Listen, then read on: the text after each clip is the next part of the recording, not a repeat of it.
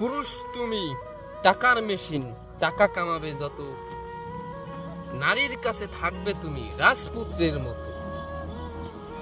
কিছু নারী কালনাগিনী, সাপের থেকেও বিষাক্ত। ওই নারীর ছোবল খেলে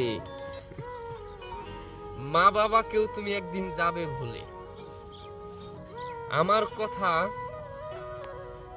বসে বসে মিলাবে, 100% শিওর উত্তর পাবে।